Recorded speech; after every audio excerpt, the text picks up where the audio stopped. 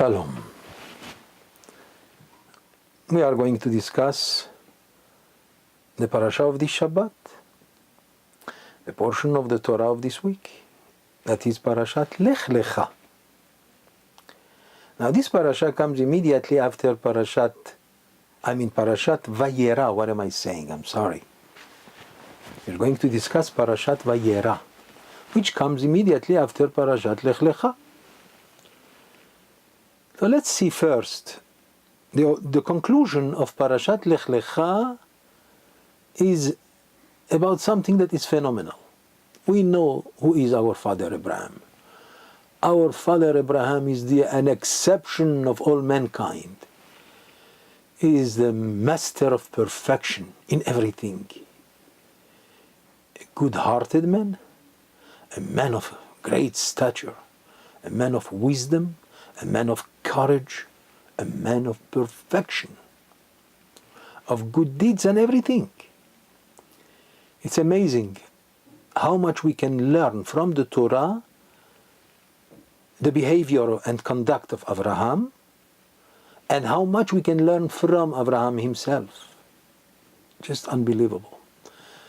At the conclusion of last week's parasha, Lech Lecha, we read something phenomenal. We read that our father Abraham, at his age, right, 90, 99, he circumcised himself. His son Ishmael also was circumcised. All his family, everyone that he had in his family, in his household, including his servants, as it says in the Torah last week. The conclusive verse, בעצם היום הזה, נימול אברהם וישמעאל בנו. On that day, Abraham, at the age of 99, when he circumcised his flesh, בשר עורלתו. And Ishmael, his son, was 13 years old, which, by the way, that's the reason why the Muslims, they also do circumcision, but they do it when the child is 13 years old. I think. I did not investigate. All I know is I remember that. Well, listen, it's a feat of honor. I'm not saying no. But our sages said, especially in the Zohar, the Holy Zohar in Kabbalah, it says that the Muslims are not correct in what they do. Even though what they do is to be commended, because it's a commandment of God. Nevertheless, it's the wrong way. That's what we say. All right, but what they say is different. We understand that. But let's not go into this discussion. One thing that is extraordinary is that the circumcision of Abraham was done at the time.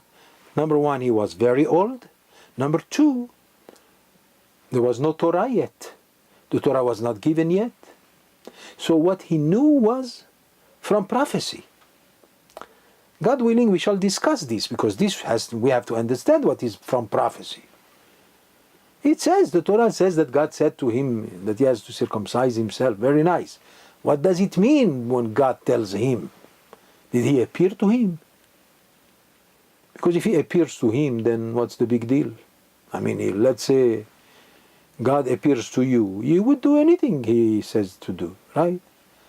I mean, if just an angel comes to you, you still will believe suddenly in everything, right? Even if Eliyahu the prophet will come, wouldn't you start to believe in everything? But then, what's the big deal? Then your freedom of choice has been destroyed. That's the reason why we see nothing clear.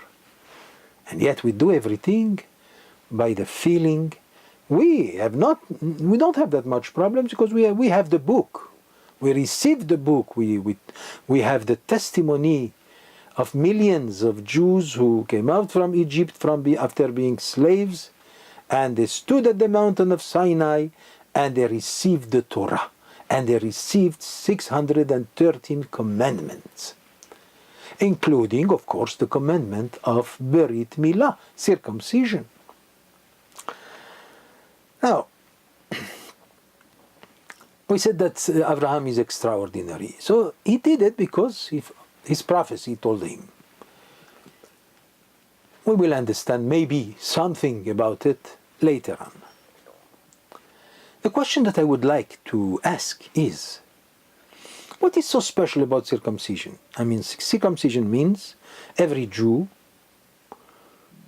regardless of his belief, it's unbelievable, but this is the commandment that has been observed by the Jewish people à la lettre. I mean, without exception, Jew, religious or not, they do it. They do circumcision to their child when he is 8 years old. As cruel as it sounds, as painful as it is, and it's a day of happiness. It's a day of seudah and feast and everything. What's going on? Are we crazy? Maybe the Jewish people is crazy. Oh, we aren't far from being crazy. We believe very much in that. But the question is, what made circumcision to be so important in the eyes of every Jew that we observe it for over 3,300 years without exception, up to today?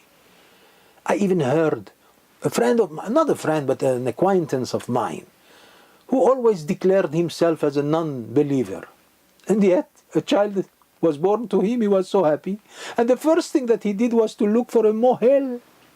Get me a mohel, he says, Rabbi Ben Chaim, get me a mohel. Okay, we got him a mohel, and he did the circumcision at the 8th day of his son. Unbelievable, right? So what is the merit of this commandment? The Talmud says, ask this question in Masechet Shabbat, and the answer is, Kol mitzvah shemasru nafsham aleha yitkaima bahem. Any commandment that the Jewish people gave its life for it has lasted up to forever. It will last. Indeed, I mean, history is replete with unfortunate situations against the Jewish people, beginning with Rome. They haunted the Jewish people and they stopped them from doing circumcision. And the Jews gave their life and they did circumcision. Even in Russia, I mean in the last century, in the time of communism, Jews kept on doing. The Bukharian people, God bless them, they did circumcision no matter what. But even Russian Jews who had to do it hidingly, they did it. And yet, the question is, how come they did not keep the other mitzvot, the other commandments? And yet this commandment has been kept with excellence. And it all stems from the behavior of Abraham, our father, who did it to himself, to his son, and everyone else. Well, we said it's because we gave our life for a mitzvah. Any mitzvah for which we gave our life lasted and will keep on lasting. We see it. I mean, we don't have to look further. I mean, the history of the Jewish people is quite clear. We are here today and we are doing it. Amazing. Now let's see something. The beginning of the last parasha, we said, the first verse said, Vayomer Hashem el Avram, Lech lecha me'artzecha u'mimolatecha u'mibet avicha. Which means, and God said to Abraham, before he became Abraham, by the way, he was Avram. So he said to him, go and leave your country, your birthplace, everyone, or your family, everyone. Remember, we discussed this. It says only God spoke to him. He doesn't say appear to him. But in today's parasha, in this week's parasha, the first verse says, Vayeira Hashem el Avram, and God appears to Abraham. And by the way, we know why did he come to visit Abraham? Rashi says on the spot, Levaker et hachole. Abraham was 3 days after his circumcision. And our sages said after the first 3 days are very painful, especially the third day. On that day, God came to visit him. Hello, Abraham. I mean, what do we mean by when we say God appeared to him? That's already another question that we have to discuss. Maybe today, maybe some other time. But the difference between Lech Lecha, last week's parasha, and this week's parasha is that in the last parasha, God spoke to Abraham.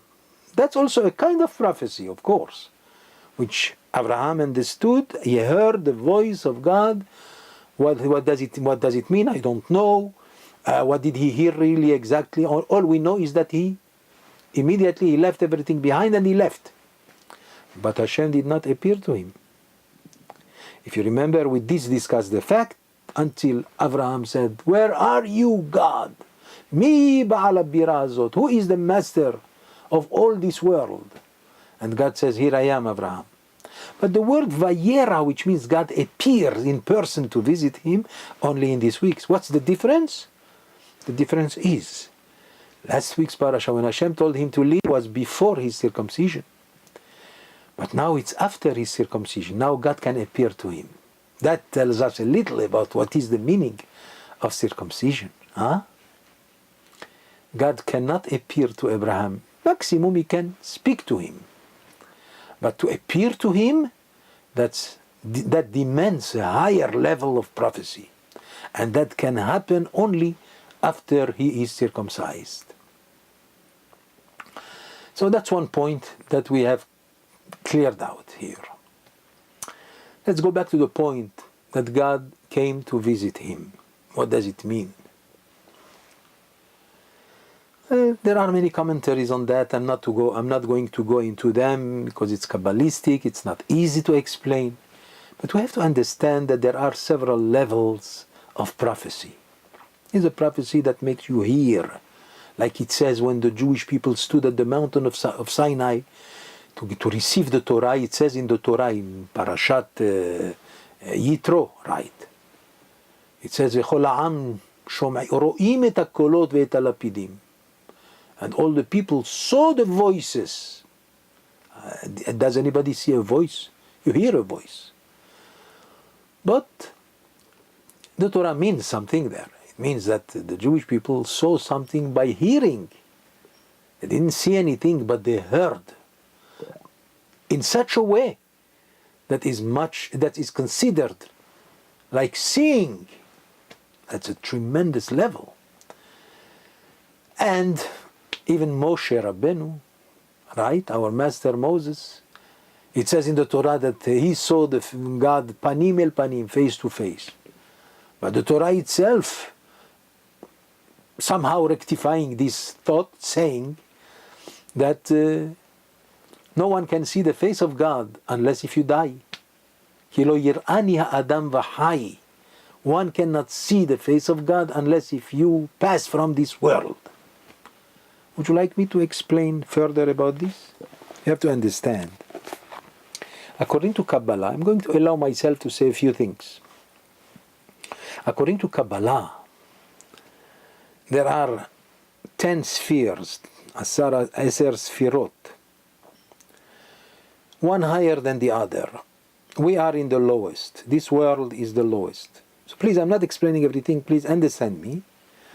But you should know that this world is the lowest. Because we are the lowest, we are the farthest from that which we call Or Ein Sof, the light that has no limit, the light of God. God is light.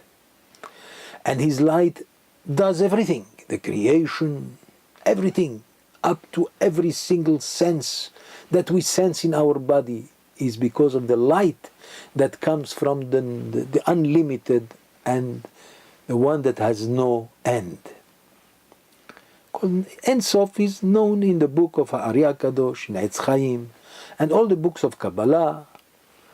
But in the book of Sha'ar HaKadamot of Rabbeinu Chaim Vital, the Talmid of the student of Rabbeinu Ari HaKadosh, the holy Ari, it says that by being the lowest, then automatically you are not spiritual. Automatically everything becomes gas and chomri, which means in this world, which is known as Ha'olam HaTachton, the lowest world, there are so many worlds above us. How many? I mean, beginning with the first sphere that's called Keter, the crown, we cannot even talk about it because it's the closest to the light of Ein Sof. Right? Ein Sof means no limit. That's God. And then after you have Chokhmah and Bina. All these also are spheres that are close to the light and therefore only spiritual. And even the lower, even Chesed and Gvura, and Tiferet, Netzach and Hod, and then the Yesod, that's where we have the Brit Milah, the circumcision. And then the lowest part is the Malchut, that's the 10th sphere. And in that one, in that place, everything cannot be spiritual. There's no way. Why? Because we are very far from the light of God. When the farthest you are from the light, the less spiritual you become. When you reach our kind of world, everything becomes non-spiritual. That's it. And since everything is not spiritual in this world, that's why we cannot see much. Cannot see anything spiritual. You cannot see what you expect to see. Even Moses, when he saw whatever he saw, he had to go to the mountain to be together with God 40 days. So he's an exception, something else. Whatever he saw. But we cannot expect to see much. But we have the belief. And we have the Torah, that is an open book. And we have the Talmud that tells us many things. And we have the history of the Jewish people. And the Jewish people is still alive today. And believe me, very strong. The world content with the Jewish people today as being a nation that you have to understand what's going on with this nation. And soon, my friends, we are going to see great things, I believe, and I know. Soon, the world will also go by our banner. והיה השם למלך על כל הארץ, ביום ההוא יהיה השם אחד ושמו אחד. On that day when the Mashiach will come, then the whole world will go by one kind of language. I mean, למלך על כל הארץ ביום ההוא. God will become supreme king of all of them. Today, God is divided, so to speak. You understand? But I'm saying that God, today, different religions, Christianity, Islam, Buddhism, Judaism.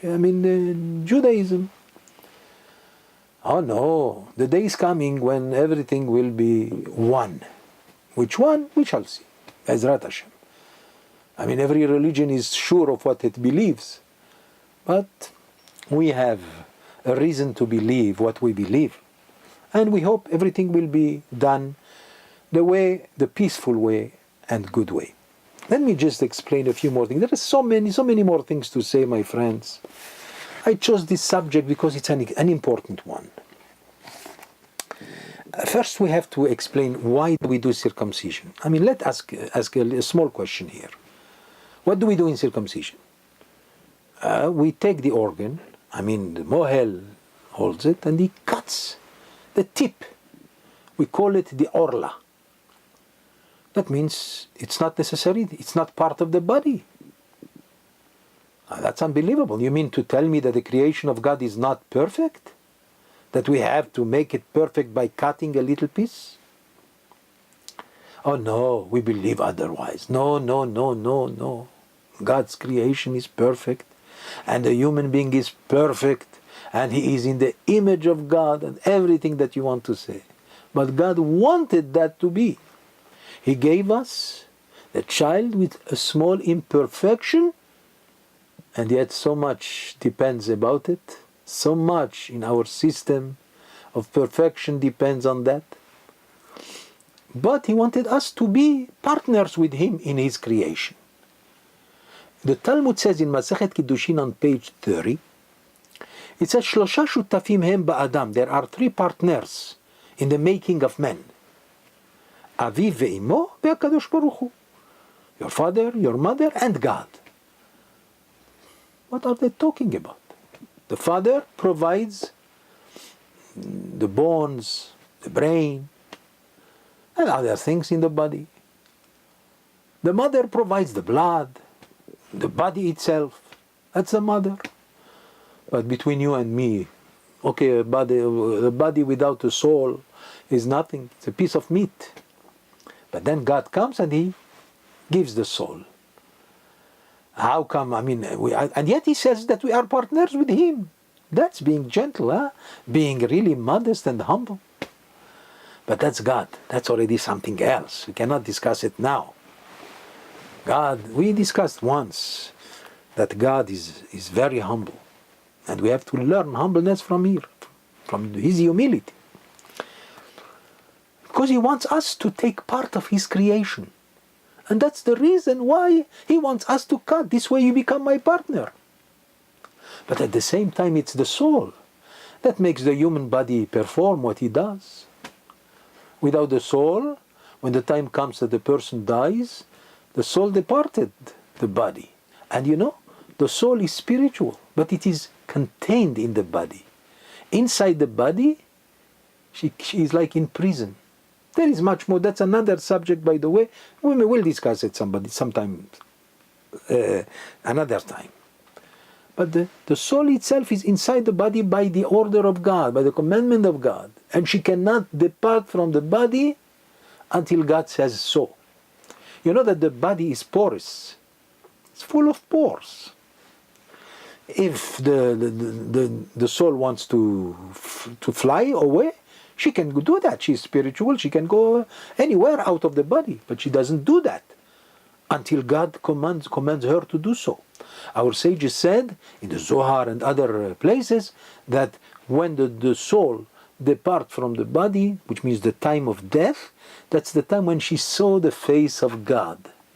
When she is inside the body, she cannot see anything. But she is the soul, she is spiritual. But contained in a body that is not spiritual. Alright? So everything depends on the soul. I mean, we cannot move without the soul. And yet, as I said, God calls us His partners as long as you add a small thing. When you are born, circumcise the son, remove his tip, that's a piece of flesh, and that's it. Of course, we do it with the mohel, with the benedictions, with simcha, with a lot of happiness and everything, despite the fact that it appears to be cruel, and the father and the mother are very worried, right? And yet, it did not stop the Jewish people from doing it. Unbelievable. So we see that Avraham Avinu did it. So we do it also. By the power of our father Abraham, who did it, we do it also. Now, why do we do this? We explain that it's not a sign of imperfection from the body, chas v'shalom, but it's rather a matter that shows to Hashem that we are His partners. The Ratbaz, Rabbi David ben Zimra, he lived approximately 450 years ago. He was the chief rabbi of Egypt. A very great man, a tremendous Torah scholar, and everything. In his book, Ratbaz, which is the acronym of Rabbi David ben Zimra, in the third part, chapter 479, that why is it that the Jew has to do it, to do circumcision? Because you have to remove from him a certain impurity that comes from idol worshipping of the world. I'm not pretending to explain that. We understand why. But he adds something else. He says, every child, immediately after he is circumcised, there is a certain light on his face. And that light only a Jew has. And you know what he said? Even the non-Jews know that light. You know, I remember I was walking in the streets of Paris with a hat, okay, but I did not look like a Jew. But I heard distinctly two Arabs with somebody else, and they were saying, "Here is a Jew passing by." How did they know that I am a Jew? I look like a Jew. Of course, the world might say, the enticer might say, because of the nose. Come on, shtuyot, nonsense. We have a long nose. There are people with a long nose. There are people with a very short nose. And there are people with a beautiful nose, right? No, well, they have to look for something. But he said that there is a light. That doesn't mean it's the light, the common light that we can see. It's a light that, with a certain sense of prophecy, you could see that light. The light which means that he looks like a Jew. When? After circumcision. Why? Because with the orla, that piece of flesh that we have removed a certain impurity that comes from idol worshipping. It's called Tum'at Akum. There are other reasons brought by the Sefer HaChinuch, brought by the great Baal Akedah, Rabbi Yitzchak Arama. Rabbi Yitzchak Arama, he says something that is not that much spiritual. He says the flesh, that piece of flesh is ma'us, is not clean. Well, what he meant, you have to understand that he was a great Kabbalist. He lived over 600 years ago. And he said he meant by that because if you say that it's plain, not nice or something, then we come back again to the question that our creation is not perfect. It's not the point. The point is, it's ma'us because by not doing circumcision, you are causing the child to grow up not the right way. He will become a man that goes into sex and things that are forbidden. Maybe not everyone, not saying everyone, but there is a tendency to be not so clean when you live yourself uncircumcised. Of course, this is a matter of dispute between the nations and the Jewish people. The Jewish people believe very much in that. A point to remember, before circumcision, Abraham, even though he was on the level of prophecy to hear in his heart the voice of God, Vayomer Hashem el Avraham, but only after circumcision, Vayeira Hashem el Avraham, and God appeared to him. That's already a much higher level of prophecy. Well, what we said today is enough, but keep in mind that from this parasha we can talk for many, many, many hours, and all of them will be fascinating, no question about it. But for today, it is sufficient. Be well.